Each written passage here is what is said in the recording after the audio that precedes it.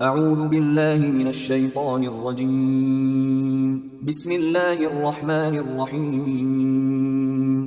سورہ لقمان آیات نمبر 20 تا 24 میں بیان کہ زمین اور آسمان کی تمام نعمتیں اللہ نے انسانوں ہی کے لیے پیدا کی ہیں، لیکن کچھ لوگ اللہ کے نازل کردہ قرآن کی پیروی کرنے کی بجائے اپنے باپ دادا کی غلط روایات کی پیروی کرتے ہیں۔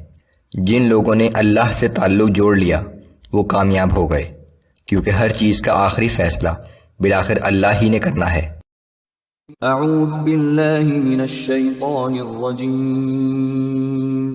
الم تروا ان اللہ سخر لکم ما فی السماوات وما فی الارض واسبغ علیکم نعمہ ظاہرۃ وباطنہ۔ کیا تم لوگوں نے کبھی اس بات پر غور نہیں کیا کہ جو کچھ آسمانوں میں ہے اور جو کچھ زمین میں ہے وہ سب کچھ اللہ نے تمہارے ہی لیے کام میں لگا رکھا ہے، اور اس نے اپنی تمام ظاہری اور باطنی نعمتیں پوری کر دی ہیں۔ وَمِنَ النَّاسِ مَن يُجَادِلُ فِي اللَّهِ بِغَيْرِ عِلْمٍ وَلَا هُدًى وَلَا كِتَابٍ مُنِيرٍ۔ اور انسانوں میں سے کچھ لوگ ایسے بھی ہیں جو بغیر کسی علم و ہدایت اور بغیر کسی روشن کتاب کے اللہ کے بارے میں جھگڑتے ہیں۔ وَإِذَا قِيلَ لَهُمُ اتَّبِعُوا مَا أَنزَلَ اللَّهُ قَالُوا بَلْ نَتَّبِعُ مَا وَجَدْنَا عَلَيْهِ آبَاءَنَا۔ اور جب اس قسم کے لوگوں سے کہا جاتا ہے کہ اس چیز کی پیروی کرو جو اللہ نے نازل کی ہے، تو کہتے ہیں کہ ہم تو اسی چیز کی پیروی کریں گے جس پر ہم نے اپنے آباء و اجداد کو پایا۔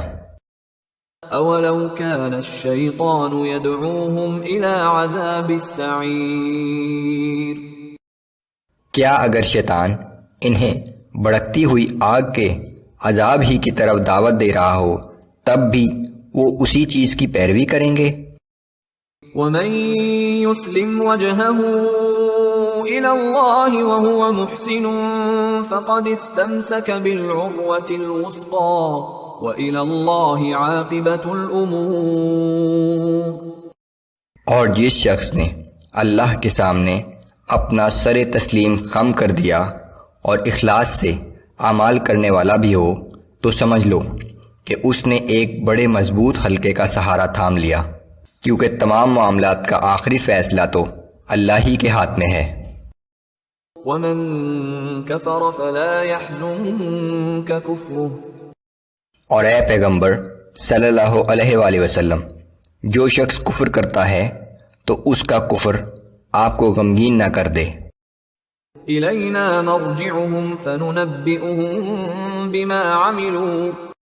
بالآخر ان سب کو ہمارے پاس ہی واپس لوٹ کر آنا ہے، پھر ہم انہیں ان تمام اعمال کی حقیقت سے آگاہ کر دیں گے جو وہ کرتے رہے ہیں۔ ان اللہ علیم بذات الصدور۔ یقیناً اللہ سینوں کے چھپے ہوئے راز تک جانتا ہے۔ نمتعهم قلیلا ثم نضطرهم الى عذاب غلیظ۔ ہم ان لوگوں کو تھوڑی مدت تک دنیاوی زندگی کا مزہ لینے دیں گے، لیکن پھر انہیں کھینچ کر سخت عذاب کی طرف لے جائیں گے۔